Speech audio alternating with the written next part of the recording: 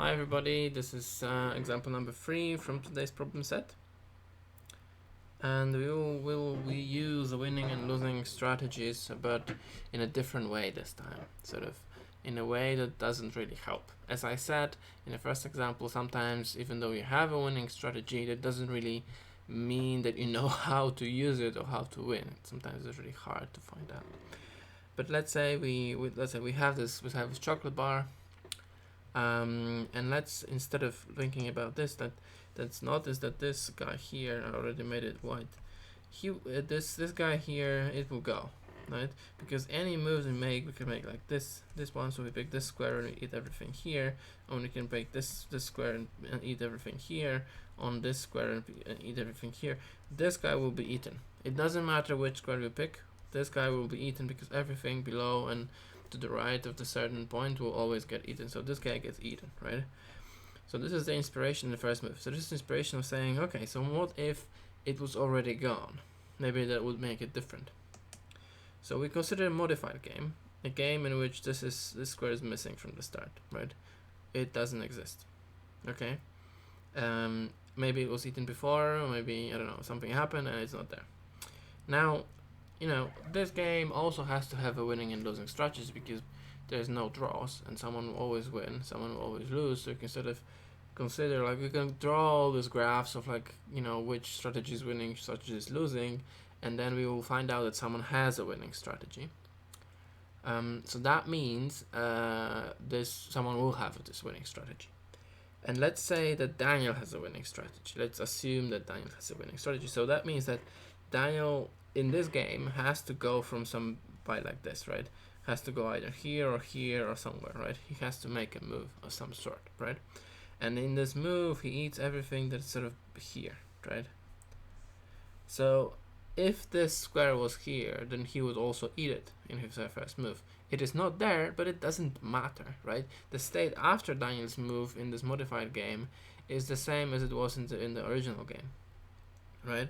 So that means then he can also use this strategy in the original game, because he just does a move, and in the original game he will do the same move. It's just that this square will be there and he will eat it, right? So it doesn't really matter if you're in the modified game or in the original game.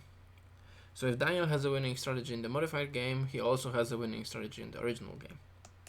Now suppose Anna has a winning strategy in the modified game. It's possible.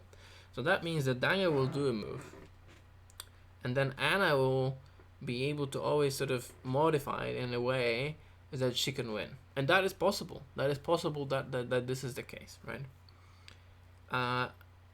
Right, and this doesn't matter what Daniel does. If she's a second player in this game, if she has a winning strategy, that means she can do whatever she wants. She will always win whatever Daniel does, right? And then we don't really, it may be not really sort of super insightful at the start, but let's go further. Let's now go back to the original game. And Anna had a winning strategy in the modified game. So if this square is already missing, and Anna is going second, she can win, right? But in that case, in the original game, what if Daniel starts by eating this square? He can always do it. He can just say, my first move, I'm eating this square, right?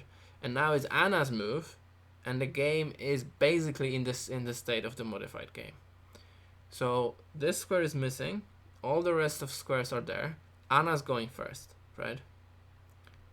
So if Anna had a winning strategy in the modified game, so the game without the square, that means in the original game, if Daniel makes this move at the beginning, then he can also always win, because then Anna does something, and then Daniel will steal Anna's strategy from the modified game. He'll be like, what would Anna do in the modified game? And he will just do that thing. And now the roles will switch. So Daniel's employing this trick of basically giving up his first move, knowing that he will have a better strategy if he goes second, right? And once this square is missing, Anna cannot also give up her move, because she has to do something. So she will do something, and Daniel will do the thing that Anna would do in a modified game. In conclusion, if Anna's winning in the modified game, then Daniel's winning in the original game.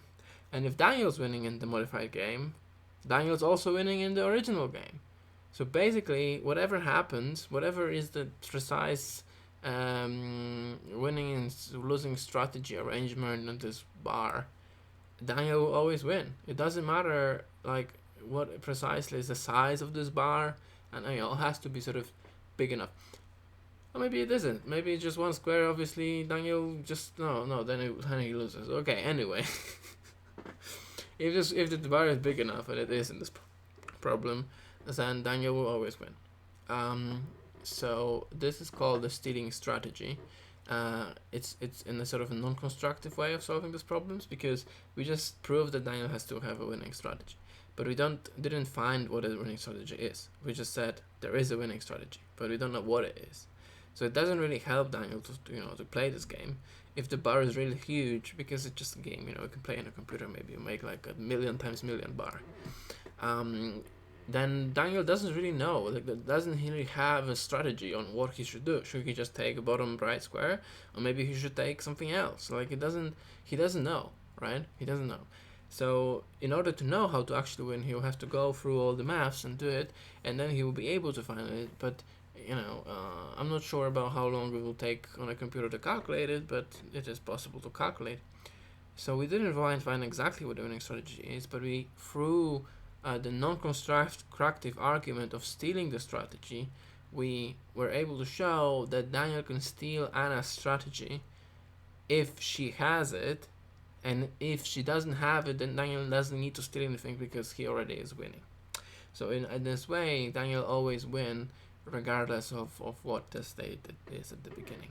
Alright, so I hope you learned something from these examples, and there are game problems in this problem set about winning and losing strategies, so I hope you now have a better idea how to approach them. Right, and good luck, and see you next time.